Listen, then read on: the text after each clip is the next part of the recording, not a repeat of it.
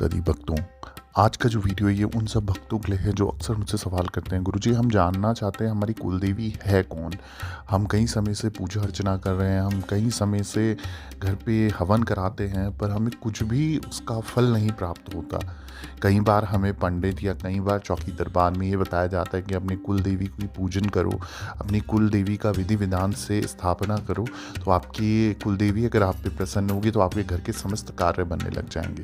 तो इसी प्रकार से कई लोग हैं जो अब शहरों में रहने लग गए, अपना जो पितरों का, अपने पूर्वजों का स्थान था वो छोड़ चुके हैं और उनको कुछ भी नहीं पता और कब से पूजा ही नहीं करी है। तो इस तरह की कई बार समस्याएं घर के लिए बंधन पैदा कर देती हैं और कार्य में प्रगति नहीं होने देती, और जो जैसा कार्य करते हो उसके हिसाब से फल नहीं मिल पाता। कहीं दान कर देते हो, कहीं पुण्य कर देते हो, पर कुछ भी नहीं मिलता। तो ऐसा इसलिए होता है जब आपकी कुल देवी कुल देवता आपसे नाराज़ होते हैं या पितर आपसे नाराज़ होते हैं, और उनको मनाने के लिए हमें कुछ नियम विधि विधान से करने पड़ते हैं।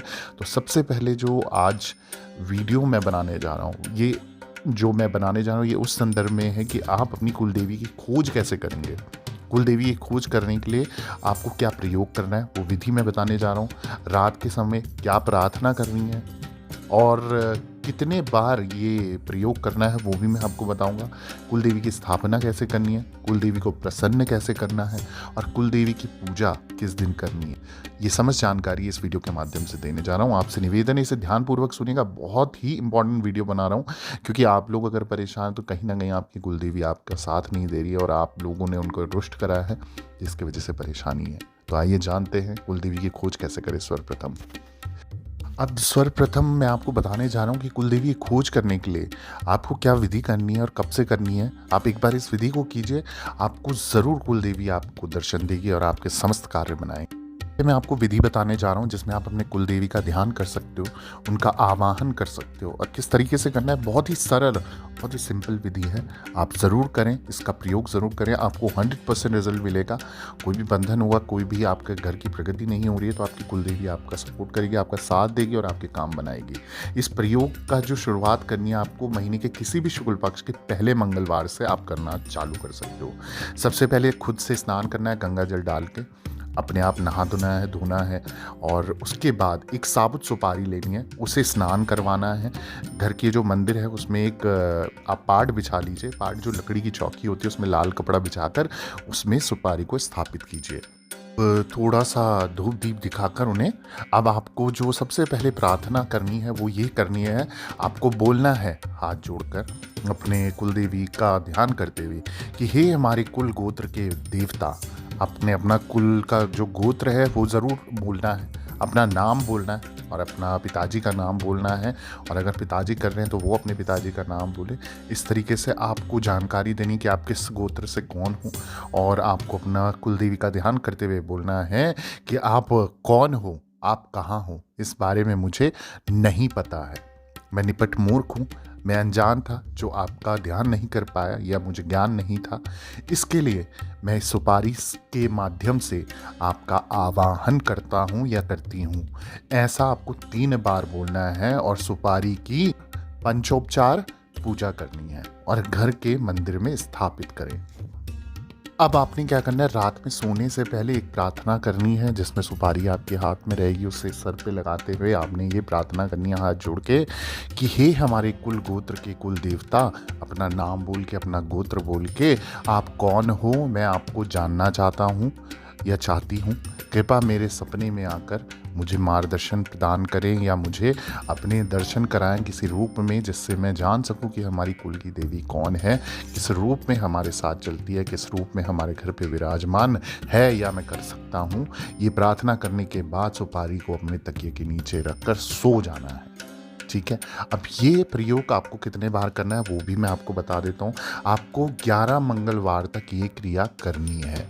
मंगलवार के दिन आपको उपवास करना है। ये क्रिया करने से आपके कुल देवता या देवी आपको सपने में आकर आपका मार्गदर्शन करेंगे तथा उनके स्थान के बारे में भी बताएंगे। अब ध्यान रहे, ये जो क्रिया है ये मंगलवार को करनी है, तो मंगलवार को अपना शुद्ध होकर, अपना स्नान आदि कर अपने नित्य क्रम कर सब कुछ अच्छे से कर अपना ब्रह्मचार्य का पालन कर और मांस मदिरा से दूर रहें उस दिन पर और श्रद्धापूर्वक पूजा अर्चना करें। ये आप जैसे 11 दिन का नियम बना रहे हैं तो 11 मंगलवार आपको लगातार इस तरीके से करना है। उस बीच में आपको नॉनवेज नहीं खाना, यानी कि मांस नहीं खाना, मदिरा नहीं पीनी है। 11 मंगलवार जितने टाइम तक पड़ेगा उस बीच में आपको इन चीज़ों का बिल्कुल भी प्रयोग नहीं करना। ये करने से आपको ये जो वर्षों से भूली हुई कुलदेवी की समस्या है वो हल हो जाएगी और आपको आपकी कुलदेवी की जानकारी मिल जाएगी। कुलदेवी की जानकारी मिलने के बाद उनकी स्थापना कैसे करनी है ये भी मैं आपको बता देता हूँ। कुलदेवी की स्थापना आपको करने के लिए क्या नियम है।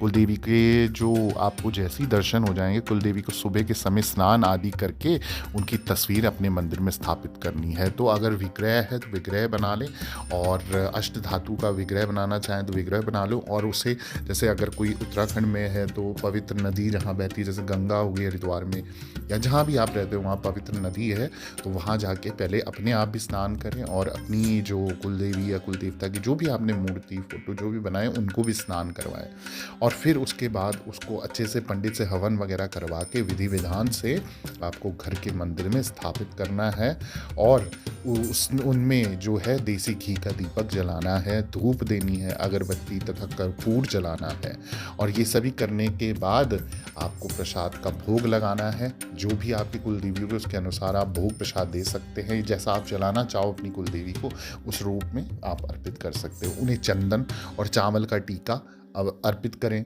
ध्यान रहे कि चावल खंडित ना हो, टूटे फूटे ना हो, या फिर अब उन्हें शुद्ध पुष्प अर्पित करें। इस प्रकार से आप सुबह शाम पूजा अर्चना करें, धूप दीप करें और उनके समक्ष हाथ जोड़ प्रार्थना करें।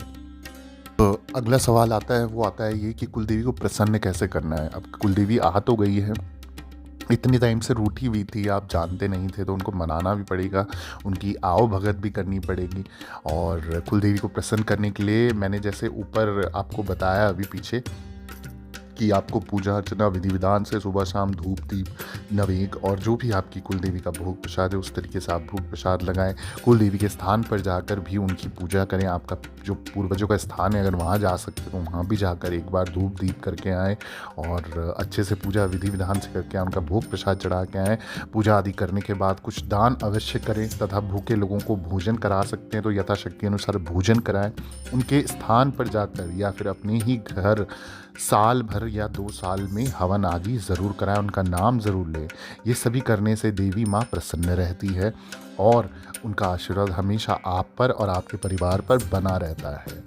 और अब जो अगला सवाल आता है, कुलदेवी की पूजा किस दिन करनी चाहिए। अक्सर लोग पूजा पाठ करते हैं पर कुलदेवी की जो स्पेशल पूजा है, यानी कि उनको तो थोड़ा सा आप अलग से पूजोगे क्योंकि आपकी कुल की देवी है और कुल के जो आपके जितने लोग हैं उनकी रक्षा करती है, उनके काम बनाती है। तो जिस तरह सभी देवी देवता की पूजा सुबह शाम करते हैं उसी तरह कुलदेवी की पूजा भी सुबह शाम प्रतिदिन करनी चाहिए, उनका नाम लेना चाहिए, प्रतिदिन उनके आगे घी का दीपक जलाकर पूजा करनी चाहिए। इससे वो अति प्रसन्न होती है। कुलदेवी हमारे कुल तथा गोत्र की देवी है तो उन्हें रोज़ाना याद करना ज़रूरी है। उनकी पूजा अर्चना प्रतिदिन करने से घर में सकारात्मक ऊर्जा बनी रहती है। देवी माँ का आशीर्वाद हमेशा बना रहता है और सभी समस्या का निवारण होता रहता है।